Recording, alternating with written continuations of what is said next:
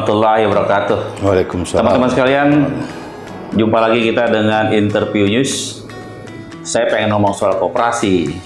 Cuman setelah pandemi ini nyaris nggak menarik ya bicara koperasi. Apalagi di media-media sosial maupun di media elektronik, televisi, kita sering melihat ada beberapa koperasi yang gagal bayar, ada koperasi tutup. Seolah iklim berusaha koperasi itu nggak menjamin di negeri ini. Tetapi Interview News terus mencari apakah benar sebuah jati diri perekonomian yang ditanamkan oleh Bung Hatta ini tidak hidup di negeri ini.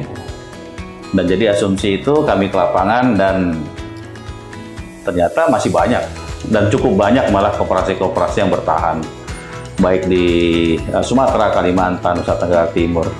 Dan saya nggak ingin jauh-jauh sana, di Jakarta sekitarnya seperti di Banten, di Bogor, di Bekasi, kita juga bisa melihat. Hari ini kita kedatangan tamu yang nggak asing lagi dan termasuk salah satu koperasi yang sukses mempertahankan keberadaannya di tengah pandemi yang ganas ini. Pak Kamarudin, sahabat kita. Assalamualaikum warahmatullahi wabarakatuh. Apa kabar? Iya. Baik, Pak Irsad. Ketemu lagi. Selamat datang di studio Peluang Entertainment. Saya sebenarnya nggak ingin berbicara koperasi lebih jauh, cuman tadi saya mengikuti Anda punya acara, yaitu di Hotel Shangri-La ya. Ada skim pembiayaan untuk air dan sanitasi. Kalau nggak salah ini kan sebenarnya core bisnis utama Anda dulu ya. Dulunya, sebelum BMI dikenal suka bangun rumah gitu. Awalnya kayaknya ini lebih banyak mendominasi bisnis sehingga BMI menjadi go internasional gara-gara ini, kerjasama dengan IWOS, kemudian dengan beberapa lembaga-lembaga internasional gitu. Boleh tahu tadi kira-kira apa pembicaraannya atau launching buku kan? Kira-kira apa Pak? Tadi ada dua acara sebenarnya. Satu launching buku, kemudian yang kedua itu diskusi ya. Ini bukunya, buku pembiayaan, skim pembiayaan mikro, tata sanitasi dan tata air. Tadi menghadirkan dari Kementerian Koperasi, Kementerian Keuangan dan juga Bappenas. Ini sebenarnya sebuah SDGs ya. SDGs nomor 6 bahwa semua negara itu, ini kan kebijakan dari PBB, harus fokus kepada air sanitasi ini. Nah, kemudian kebetulan tadi seperti di produk Pak Irsad, kami ini tahun 2007 sudah memulai program atau pembiayaan untuk sanitasi. Tapi waktu itu konteksnya belum langsung ke fisik, masih memberikan uang kepada anggota gitu ya, sehingga realisasinya terbatas. Nah, ini kita melihat tadi itu bagaimana komitmen, ini kan masuk RPJMN 14-19 dan sekarang RPJMN 2024 ya, bagaimana di 2024 100% penduduk Indonesia harus mengakses air bersih, 0% daerah kumuh dan 100% memiliki sarana sanitasi sehat. Nah, saya melihat koperasi ini adalah lembaga keuangan non-bank yang potensial mewujudkan ini, memudahkan itu juga saya sampaikan gitu. Kenapa? Karena koperasi itu berjuang untuk kesejahteraan anggota. Salah satunya sanitasi ini. Tunggu dulu, saya ingin potong sedikit nih. Anda kayaknya masih bermain di awang-awang ya. Koperasi itu sebagai bisnis sosial dan potensial. Tapi Anda lihat nggak perlakuan terhadap koperasi di negeri kita kan masih di pinggiran. Apa yang membuat Anda yakin ini? Peluang Entertainment menyediakan jasa produksi company profile. Tim Peluang Entertainment bekerja secara profesional, kreatif, dengan perkembangan audiovisual saat ini. Mari tingkatkan brand perusahaan Anda melalui visual video yang diproduksi oleh tim profesional kami. Untuk informasi lebih lanjut, silakan hubungi kami dan wujudkan impian Anda. Ini yang saya sering diskusi dengan Pak Irsad, bahwa sebenarnya koperasi di tengah, bahkan di depan atau dimanapun, itu yang menempatkan adalah kita sendiri. Itu soal nomenklatur gitu. Nomenklatur ini kita sendiri. Saya pelajari dari buku yang terakhir ditulis LP3S itu ES ya. Bagaimana pemikiran Bung Hatta. Saya lihat ya Bung Hatta bilang ya kita harus bangkit sendiri. Gitu. Kemudian dari perbuatan kita itu ada sesuatu yang menarik, diduplikasi orang bahkan dilirik pemerintah, itu momentum. Nah ini momentum yang saya pakai. Gitu. Kebetulan kita yang pertama membuat skim air sanitasi, sehingga kami punya mitra dari luar negeri, kami bisa mendapatkan dana 0% tanpa bunga kalau istilah konvensional gitu ya. Ini satu potensi yang menurut saya kita kuncinya. Jangan sedikit-sedikit ke pemerintah. Ya, sedikit-sedikit pemerintah kan. Jadi kita ini mau kemana? Kata Bung Hatta, koperasi itu adalah dimulai dari kita sendiri. Kepentingan kita gitu. Nah ini kita lihat kebutuhan anggota itu kan. Bayangkan kalau anggota kita semua misalnya sanitasinya buruk, itu stunting.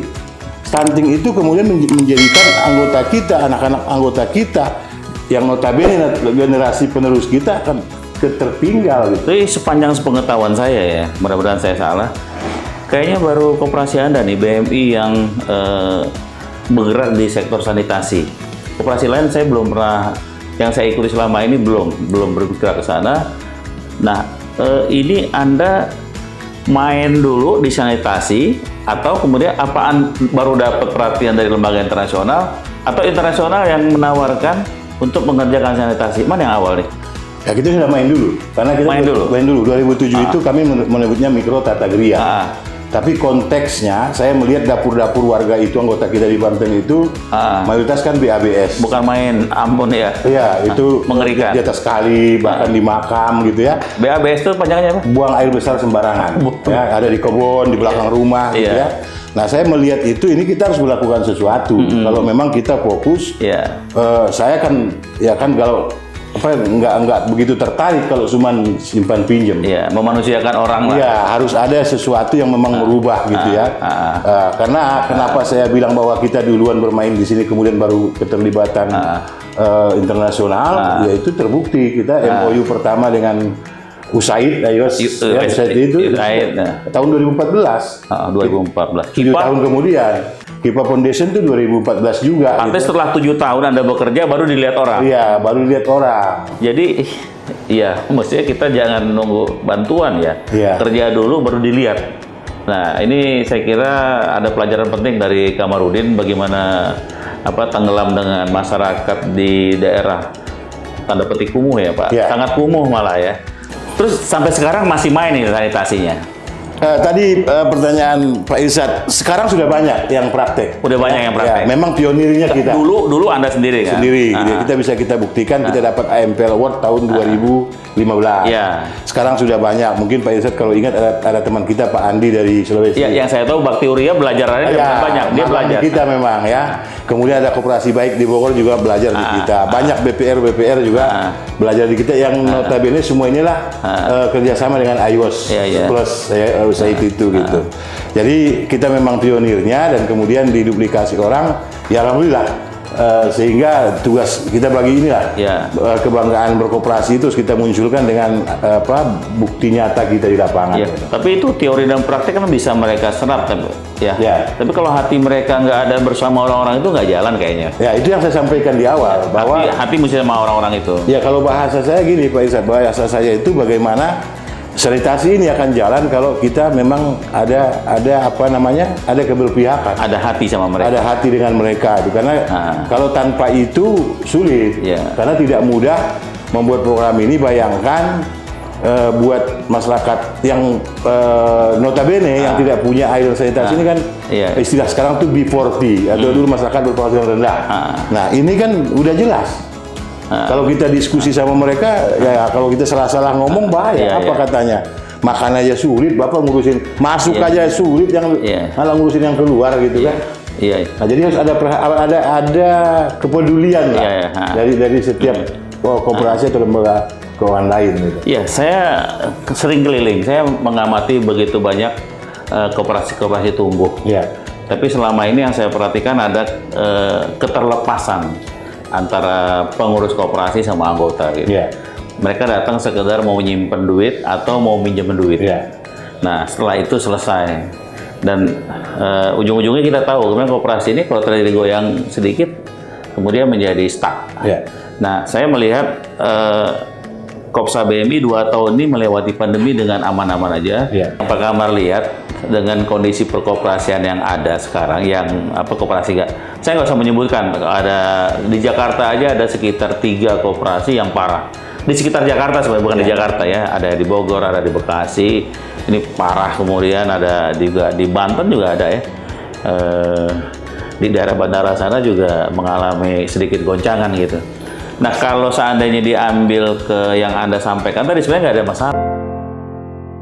Nggak ada. Jadi gini, Pak Irsad. Saya ingin tanya, ini law enforcement-nya yang lemah atau apa nih? Saya melihatnya law enforcement lemah. Kalau Anda melihatnya di mana? Bukan law enforcement kan berarti ke pemerintah ya? Pelaksanaan hukum, pengawasan. Iya, berarti kan pemerintah. Iya, kan? pemerintah kan? Saya pikir kalau berkooperasi ini nggak perlu ke sana harusnya. Iya. Ini saya maka kadang-kadang dibilang, mungkin juga Pak Irsad pernah bilang kita terlalu idealis. Gitu. Tapi gini, saya bilang tujuan kita berkooperasi apa sih? Ini agak apa ya? Kalau kita baca buku Bung Hatta, saya itu baca tulisan Bung Hatta itu 3 kali saya nggak ngerti, Bu ya.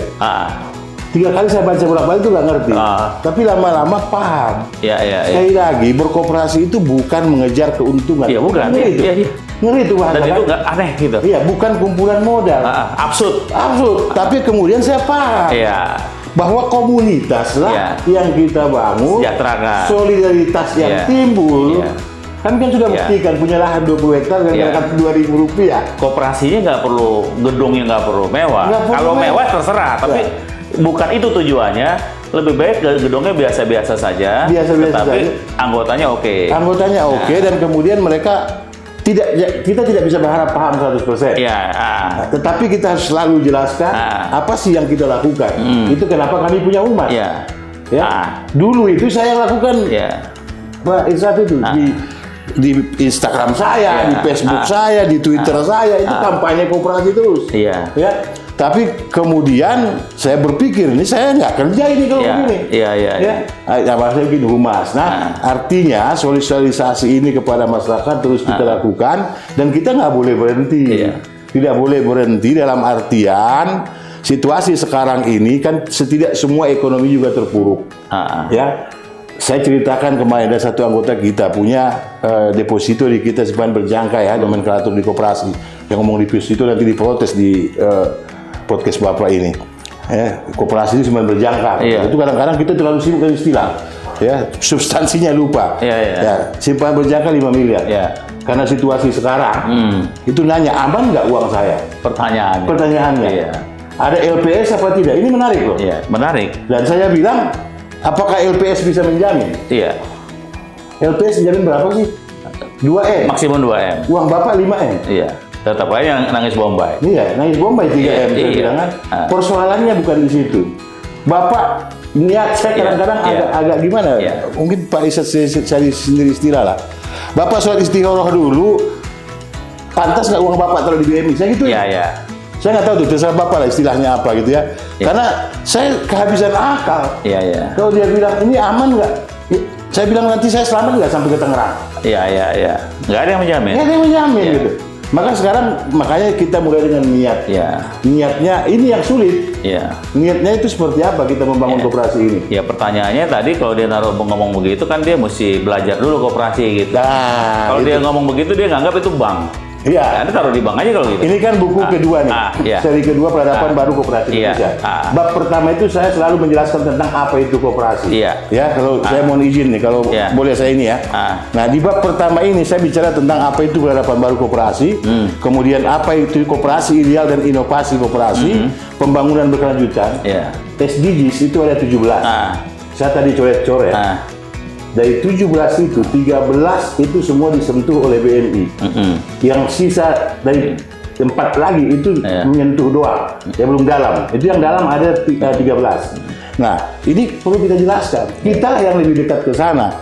Kemudian koperasi memajukan kesejahteraan anggota dan masyarakat. Ini. Karena saya percaya betul kalau kemudian anggota kita itu sudah aman, otomatis koperasinya maju. Iya, iya. Seperti sekarang, saya nggak tahu, nanti Pak Irsad bisa lihat, BMI ini punya satu anggota boleh mengakses 2 pembiayaan. Iya. Satu untuk usaha, satu untuk investasi yang kami sebut. Misalnya bikin toilet, bikin rumah tanpa DP, anak sekolah, atau umroh sekalipun, itu 2 ini. Artinya, kita menjalankan koperasi ini memang untuk memenuhi kebutuhan anggota, baik kebutuhan ekonominya, juga spiritualnya, juga kesehatannya, pendidikannya gitu ya, dan sosialnya. Itu yang kita lakukan. Nah, inilah yang menurut kami yang menjadikan koperasi kita bertahan, kita komunikasikan, kemudian juga anggota melihat, bisa mereka buktikan, kita punya ambulan. Ya, ambulan kita lebih banyak malah daripada sebuah rumah sakit, beberapa rumah sakit sekarang gitu. Itulah di sini bab pertama itu kita bicara soal itu. Anda luar biasa juga ya, betul-betul darah koperasi banget. Gara-gara baca buku Bung Hatta bermalam-malam kali ya. Artinya kan kalau buku ini kita baca kan nggak ada kaitan sama koperasi ya. Nah, tapi Anda masih memberikan pengantar koperasi di sini. Iya. Itu Anda apa ya? Kalau kayak tadi itu sebenarnya yang membuat BMI bisa besar. Saya bilang kalau kita mengerti hadis Rasulullah itu kan ada setiap kamu adalah pemimpin dan setiap pemimpin dimintai pertanggungjawabannya. Saya kira Kamarudin itu membalik menganalogikan hadis itu dengan bahasa tablik.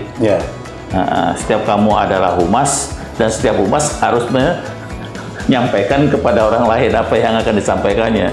Jadi ada semacam gotok tular itu saya kira dijaga Pak, bahwa setiap kalian adalah humas itu. Jadi makanya ketuanya juga masih tetap main Instagram. Anda nggak perlu mundur, oh saya capek, ini bukan kerjaan saya kira enggak. Tapi humas yang sebenarnya baru dia bekerja lebih ekstra gitu. Tetap saya lakukan sampai sekarang. Ada di toko, sudah ada di Gramedia itu. Ya. Skim pembiayaan nanti kita boleh ulas buku ini ya. Boleh. Pak, satu lagi, kalau skim kredit ini ya, MTA, MTS ini, saya kira panjang akan selesai di Tangerang. Saya ingat saya kan banyak rumah yang masih, apalagi Anda mengerjakan rumah gratis ya, rumah gratis. Rumah siap huni. Ya, hibah rumah siap huni. Ya, hibah rumah siap huni kan banyak nih. Kalau nggak salah di Tangerang sendiri rumah-rumah yang nyaris ambruk itu sudah ada 18 ribuan, berapa ya? Saya lupa itu. Kalau terakhir itu informasi dari Pemda itu sekitar hampir 12.000. Hampir 12.000 ya. Artinya kan tidak layak ya. Tugas sosial ini masih panjang panjang. BMI sendiri kayaknya kalau menangannya agak repot. Tapi ada juga teman-teman yang lain kan, koperasi lain. Sudah banyak juga di duplikasi koperasi lain. Kan. Nah ini sekarang seberapa banyak nih yang Anda pelakonkan atau Anda anggarkan untuk rumah? Setiap tahun 2002 termasuk.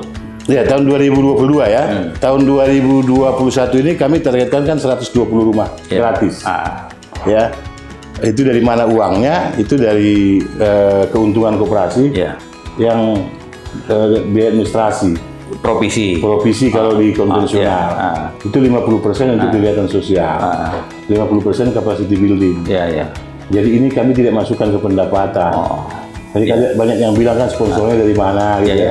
Tidak ada, kami hanya mencoba berinovasi bahwa 1% itu kan uang anggota. Itu orang menabung ya? Atau orang menyimpan? Pembiayaan. Oh, pembiayaan. Kan itu dilakukan di lembaga keuangan manapun, bank maupun sama ya. 1% itu provisi, itu kan masuk ke pendapatan.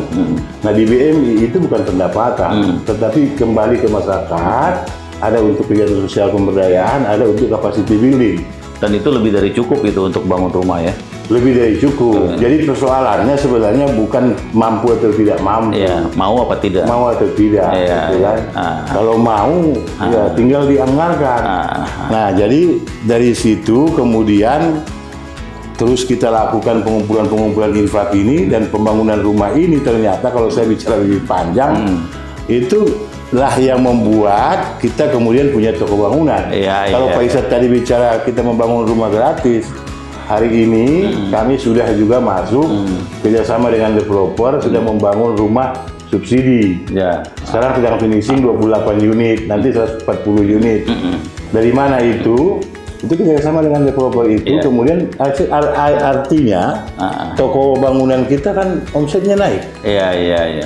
Nanti kita kolaborasi dengan BTN, yang bangun fisik koperasi kita, kreditnya lewat BTN, karena ada ketentuan yang dibuat pemerintah kan. Sekarang kan tidak boleh rumah subsidi itu tanpa fisiknya jadi.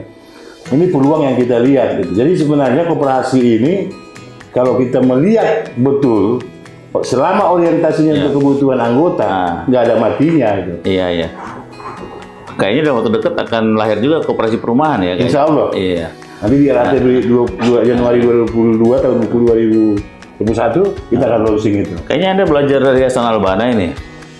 Sebenarnya sih karena saya banyak bicara dengan Pemret Majalah Peluang. Ini kayaknya belajar dari Hasan Albana, Ikhwanul Muslimin kan. Dia membangun sentra ekonomi yang bisa melawan kekuatan besar kapitalisme gitu. Oke lah, kita bikin sabun sendiri, bikin warung sendiri gitu. Karena diam-diam juga Kopsa BMI kan sedang menyiapkan BMI Center, yang di situ ada pabrik, bioetanol. Anda bikin apalagi pendidikan. BMI adalah penyiar, pemilik otomatis. Penyiar, koperasi harus kampanye, siapapun Anda, ketua pengurus yang merangkap presiden direktur sampai sekarang masih WA untuk mengabarkan aktivitas ya. Masih. Bahkan ada yang komentar nih, orang kok ngirim ini melulu, apa nggak bosan gitu ya? Kadang-kadang kayaknya diblokir deh saya. Kayak diblokir ya, menyebalkan ini. Ini kok WMI melulu katanya kan? Tapi menarik Bu ya. Tadi udah diambil kesimpulannya. Saya barangkali, saya ingat-ingat ya, saya kirim penawaran deposit simpanan berjangka itu 5 tahun yang lalu deh. Tapi tiba-tiba kemarin nanya, kemudian menyimpan hampir 1 miliar. Maka jangan pernah berhenti promosi. Biarkan waktu nanti yang membuktikan. Dia akan lihat sendiri. Teman-teman, perbincangan dengan Kamarudin Batubara, ini tokoh koperasi yang kita gadang-gadang terus memperjuangkan eksistensi koperasi di Indonesia di tengah carut-marut kondisi perkoperasian yang sekarang banyak kita amati di lapangan. Terima kasih, kita jumpa lagi. Assalamualaikum warahmatullahi wabarakatuh. Waalaikumsalam warahmatullahi wabarakatuh.